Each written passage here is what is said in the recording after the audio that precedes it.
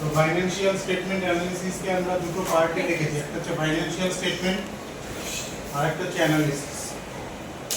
ওকে, তো financial statement as per Companies Act আমাদের এই পাঁচটা ফাইন্যান্সিয়াল স্টেটমেন্টকে প্রিপেয়ার করতে হয়।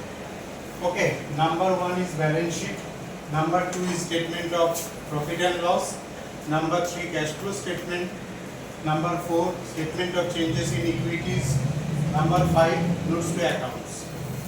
ये सब है फाइनेंशियल स्टेटमेंट के पार्ट कंपनी।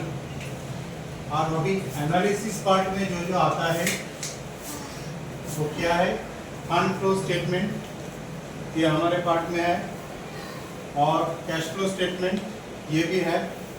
उसके बाद आता है रेशियो एनालिसिस, उसके बाद आता है कंपैरेटिव बैलेंस शीट, और इसके बाद आता है comparative statement of profit and loss, उसके बाद common size balance sheet and common size income statement और common size profit and loss, और उसके बाद distress analysis and equity analysis.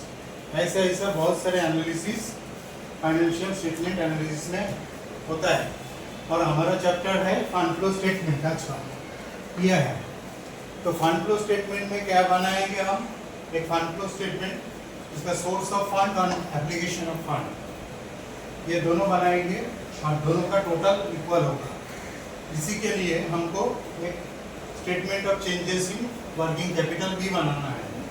तो करंट एसेट और करंट लायबिलिटी का डिफरेंस जो आएगा इसको बोलेंगे वर्किंग कैपिटल।